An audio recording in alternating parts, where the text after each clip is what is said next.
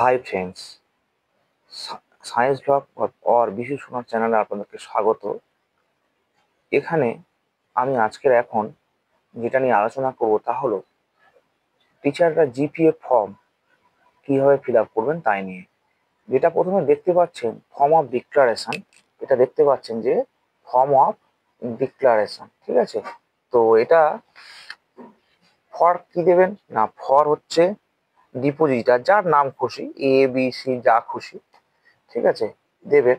এবং তিনি যদি ম্যারেড হন আর আনম্যারেড হন, এখানে লিখে দিতে হবে ম্যারেড, ম্যারেড, অথবা যদি সে আনম্যারেড হয় আনম্যারেড লিখবে, ঠিক আছে।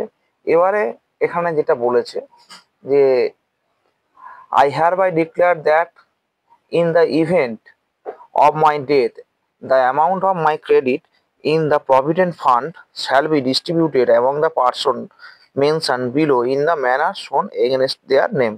মানে হচ্ছে এখানে হচ্ছে যিনি হচ্ছে চাকরিকর্তা তিনি বলে যাচ্ছেন যে তার মৃত্যুর পর তার যে প্রভিডেন্ট ফান্ড আছে সেটা হচ্ছে যে যারা যাদের নাম এখানে দেওয়া আছে তাদের মধ্যে ভাগ হয়ে যাবে। অর্থাৎ এখানে কি হচ্ছে, একের অধিক নাম দেওয়া যায়। এবং সেখানে তারপর দেখুন দ্বিতীয়টা কি বলছে, দেখুন the amount due to the nominees who is are a minor or minors at the time of my death should be paid the person whose name appears in the column 5। কি বলছে না, নাম পার্সনের নামগুলো যারা হচ্ছে নমিনি এবং তারা যদি হচ্ছে মাইনর হয়ে থাকে এবং যেটা হচ্ছে কলাম 5-এ আছে, তাদের যে পরিমাণ তাদের অ্যামাউন্ট অর্থাৎ পার্সেন্টেজ দেওয়া আছে সেইভাবে সেটা যেন প্রভিডেন্ট ফান্ডের টাকাটা তাদের মধ্যে বিতরণ করা হয়, ডিস্ট্রিবিউট করা হয়। তো এখানে প্রথমে হচ্ছে নেম, ধরে নিন নেম হচ্ছে, নেম একটা দিয়ে দিলাম বাবলু, বাবলু মন্ডল, ঠিক আছে।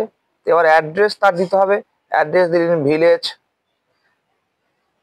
প্লাস পোস্ট যা খুশি ডায়মন্ড হারবার, ডায়মন্ড হারবার। আমি যেগুলো বলছি এটা উদাহরণের জন্য দিচ্ছি, আপনার যেটা হবে আপনারা সেটাই দেবেন, ডায়মন্ড হারবার। এবারে পিএস লিখতে হবে, পিএস ডায়মন্ড হারবার।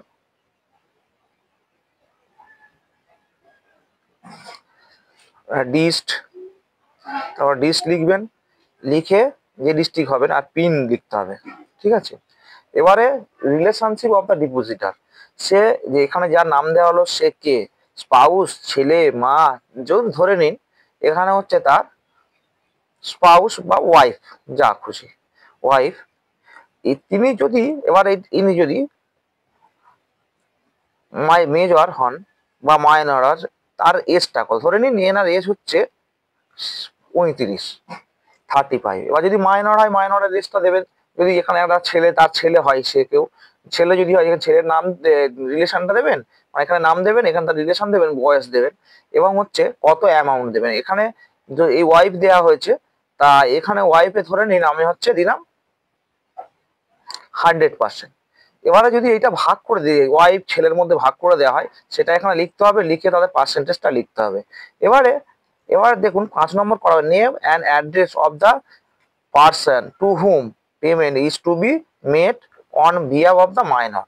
মানে যদি মাইনর হয় তাহলে মানে কত এটা টাকাটা কোথায় দেওয়া হবে, তো এখানে 35, তো মাইনর হলে 18 বছরের কম হতে হবে, তো এটা মাইনর নয় তাই এনে দিতে হবে।